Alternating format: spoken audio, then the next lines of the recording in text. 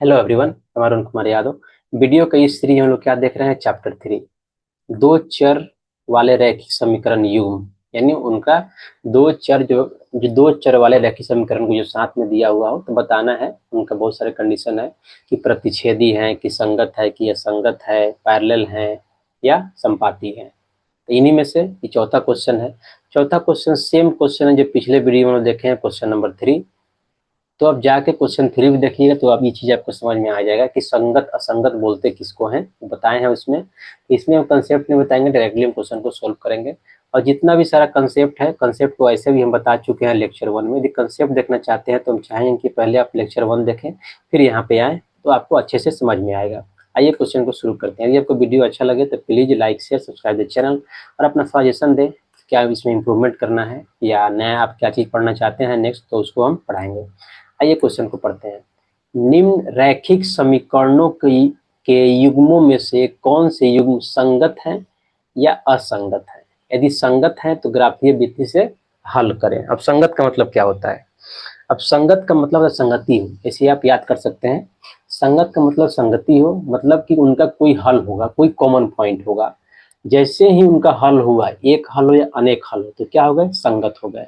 उनका कोई हल नहीं हुआ मतलब क्या हुआ? वो असंगत है। यानी पैरेलल लाइन क्या होता है? असंगत होता है। तो आइए क्वेश्चन को शुरू करते हैं।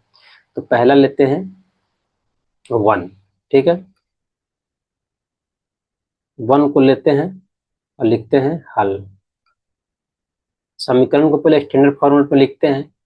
तो कैसे लिखेंगे? एक्स प्लस वाई, 5 उधर है, इस साइड लाएंगे तो माइनस हो जाएगा, इक्वल टू 0। इसमें देखिए सिमिलरली करेंगे वैसे ही, 2x प्लस 2y, 10 को इस साइड लेंगे तो -10 इक्वल टू 0 हो जाएगा। अब देखिए यहाँ से निकालेंगे हम, पहला से निकालिए a1 b1 c1। क्या? पहला से निकालते हैं a1 b1 और c1, तो क्या हो जाएगा? a1 है 1, b1 है 1, दोनों 1 1 है। c1 क्या है? -5 है, ध्यान दीजिएगा, +5 नहीं है। अब आइए a2 b2 और c2 किससे? समीकरण 2 से निकालेंगे। तो a2 कितना है? 2, b2 कितना है? वो भी 2 है। a2 है 2, b2 है 2, c2 कितना है? -10 हो गया। अब देखिए अब क्या निकालेंगे? अब रेशियो निकालते हैं हम। अब क्या करेंगे? a1/a2 करेंगे। तो a1 कितना है? 1, a2 कितना है? 2, तो हो जाएगा ये 1/2। अब देखिए b1/b2 करेंगे। तो b1 कितना है? 1, b2 कितना है? 2, यानी 1/2 ये भी हो जाएगा। तीसरा क्या निकालेंगे? c1/c2। c1 कितना है? -5, c2 कितना है? -10। तो -5 divide by -10, minus minus plus हो जाएगा, 5 से 10 कट जाएगा, 2 मरतब हो जाएगा 1/2। अब देखिएगा तीनों बराबर आ गया। तीनों कितना आ गया? 1/2 1/2 आ गया, तीनों बराबर हो गया। मतलब क्या है? पहला संपाती रेखा है, इसलिए लिख देंगे, इसलिए a1/a2 equal to b1/b2 equal to c1/c2। क्या लिख देंगे? चूंकि रेखाएं क्या है? संपाती है। चूंकि रेखाएं समपाती हैं, अर्थात इनका अनेक हल है। तो जैसे ही हल हुआ, इसका मतलब क्या हो जाएगा? अर्थात इनका अनेक हल हैं। अब जैसे ही हल हुआ, इसका मतलब क्या हुआ? इसलिए ये संगत है। एक हल हो या अनेक हल हो, क्या होते हैं? संगत हो जाते हैं। अब बोल रहा है कि जो संगत है तो ग्राफीय मेथड से सोल्व करना है। तो ग्राफ के लिए क्या होता है? आप पहले y को बाहर निकाल लीजिए और उसका 2 टेबल बनाइए, जो ऑलरेडी हम क्वेश्चन नंबर 1 में या एग्जाम्पल में डिटेल में बता चुके हैं। इस तरह क्वेश्चन हमको नहीं लगता कि एग्जाम में आता है ग्राफ मेथड सोल्व करने का। यदि आता है तो आप सोल्व कर सकते हैं। तो क्या होगा? इसका एक लाइन ई होगा, दूसरा लाइन भी इसी पे एग्जिस्ट करेगा। क्यों? क्योंकि ये संपाती है। ठीक है, तो यही आपका क्या हो गया? मानिए ए बी हो गया, ई सी डी हो गया, ऐसे ही आपका ग्राफ आएगा इसका।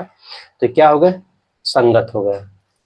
तो ग्राफ आप खुद से ड्रॉ कर लीजिए। यदि आप देखना चाहते हैं तो इसी प्रश्नावली का 3.1 का ही क्वेश्चन नंबर 1 देख लीजिए, और नहीं तो कंसेप्ट जाकर देख लीजिए, उसमें डिटेल में बताया कि ग्राफ ड्रॉ कैसे करते हैं।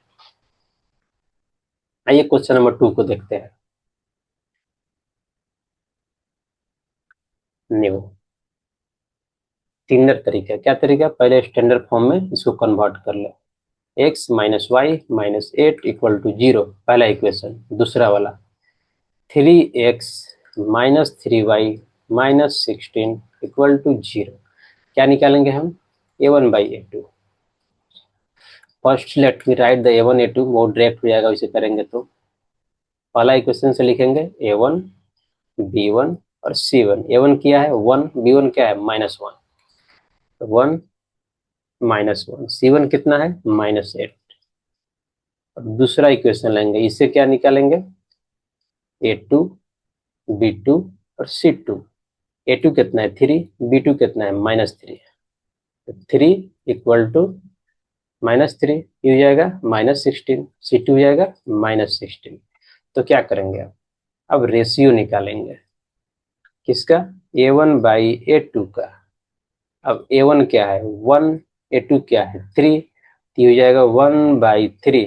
अब निकालेंगे b1 बाई b2, b1 है -1, b2 है -3, तो -1 डिवाइड बाई -3, ये हो जाएगा 1/3। देखिए c1 है -8, c2 है -16, इसका भी रेशियो निकाल दे रहे हैं, -8 डिवाइड बाई -16, माइनस माइनस तो प्लस में होता है, तो काट देंगे, 8 दूना 16 हो जाएगा 1/2। तो ऐसे क्या मिला, तीनों बराबर नहीं है, इसलिए क्या कर देंगे, इसलिए a1 बाई a2 तो है b1 बाई b2 के बराबर है दोनों, लेकिन c1 बाई c2 बराबर नहीं है। इसका मतलब क्या होगा, अब कंडीशन में पढ़े हैं ऑलरेडी, इसका मतलब हो गया कि रेखाएं समांतर है। चूंकि रेखाएं समांतर हैं,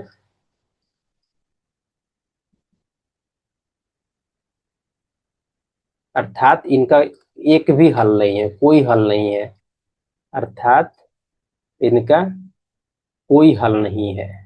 जैसे ही कोई हल नहीं होगा, इसका मतलब क्या हो गया, इसलिए ये क्या हो गए, ये असंगत है। जैसे ही असंगत हुआ, तो असंगत के लिए आपको ग्राफ मेथड से सोल्व नहीं करना है, क्यों, क्योंकि इनका कोई सॉल्यूशन ही नहीं होगा, तो सोल्व करने का कोई मतलब नहीं है ग्राफ मेथड से, या कैसे भी क्वेश्चन में पूछ भी नहीं रहा है। अब क्वेश्चन 3 ले लेते हैं।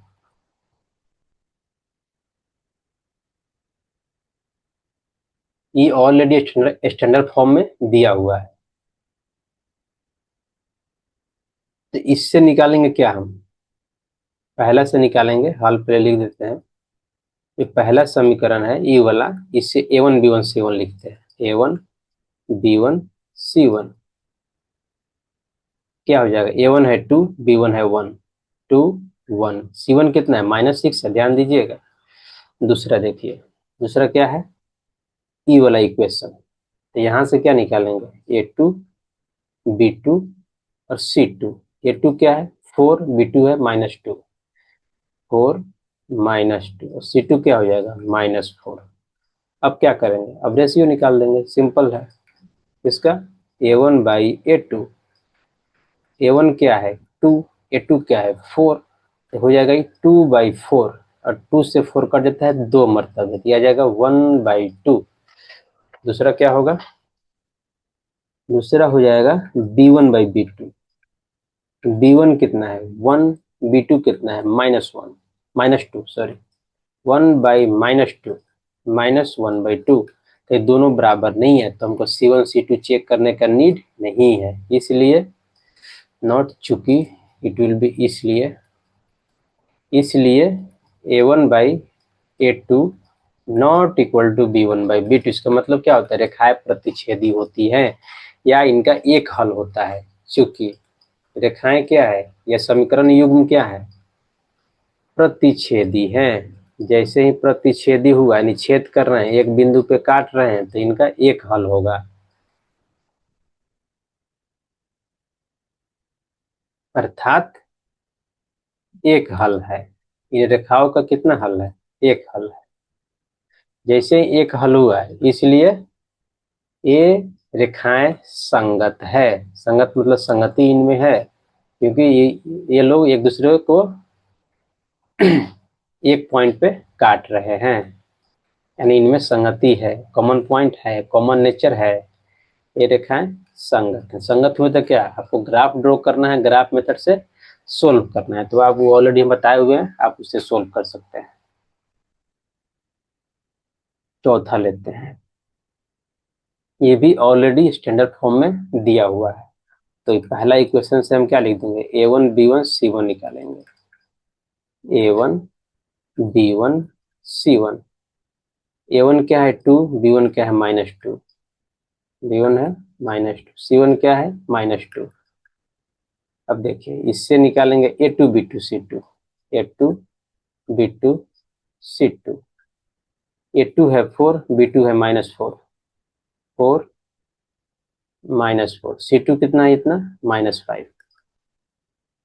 अब क्या करेंगे, रेशियो निकालेंगे। अब किसका, A1/A2 का, फिर B1/B2 का। A1 कितना है 2, A2 कितना है 4, ये हो जाएगा 2/4 इक्वल टू 1/2। अब B1/B2 निकालेंगे। B1 कितना है -2, B2 कितना है -4, तो -2/-4, माइनस माइनस प्लस हो जाएगा, ये भी कितना आ जाएगा 1/2, 2 से 4 कट जाएगा। जैसे ही बराबर आया दोनों, तो C1/C2 भी हमको चेक करना पड़ जाता है। तो ये है -2, ये है -5, तो -2/-5 आ जाएगा 2/5। यहाँ से क्या नहीं निकल गया आपको, इसलिए हम लिख देंगे A1/A2 इक्वल टू B1/B2 तो है, लेकिन C1/C2 नहीं। इसका मतलब क्या होगा, रेखाएं समांतर हो गए, इसलिए क्या बोल देंगे हम, रेखाएं समांतर हैं, अर्थात इनका कोई हल नहीं है। तो कोई हल नहीं है इसका मतलब क्या हो गया, इसलिए ये क्या होगा, चूंकि, चूंकि लिखेंगे यहाँ पे, चूंकि रेखाएं समांतर है अर्थात इनका कोई हल नहीं है, इसलिए ये समीकरण युग्म, यानी ये जो दो समीकरण दिया हुआ है, समीकरण युग्म क्या है, असंगत है। यानी इनमें कोई संगति नहीं है, कोई भी गुण इनका नहीं मिल रहा है। यही क्या हो गया, मेरा आंसर हो गया। देखते हैं और कुछ है क्या, नहीं। इसी के साथ क्वेश्चन नंबर 4 समाप्त होता है। नेक्स्ट वीडियो में देखते हैं हम लोग क्वेश्चन नंबर 5। यदि आपका वीडियो अच्छा लगा हो, लेट मी चेक 5 है भी कि नहीं। 5, या 5 भी है, 6 भी है, 7 भी है। ओके, नेक्स्ट वीडियो में देखेंगे क्वेश्चन नंबर 5। यदि आपको वीडियो अच्छा लगा हो तो please like share subscribe the channel. Thank you. और नेक्स्ट बताएं कि आपको क्या पढ़ना है, कौन सा सब्जेक्ट पढ़ना है 10th का, साथ में ये भी बताएं कि आपको मेरा कंसेप्ट अच्छा लगा, स्टाइल अच्छा लगा पढ़ाने का, या मैं कुछ इसमें सुधार कर सकता हूँ, तो उसके बारे में कमेंट करें और बताएं, अपना सजेशन दें। Thank you.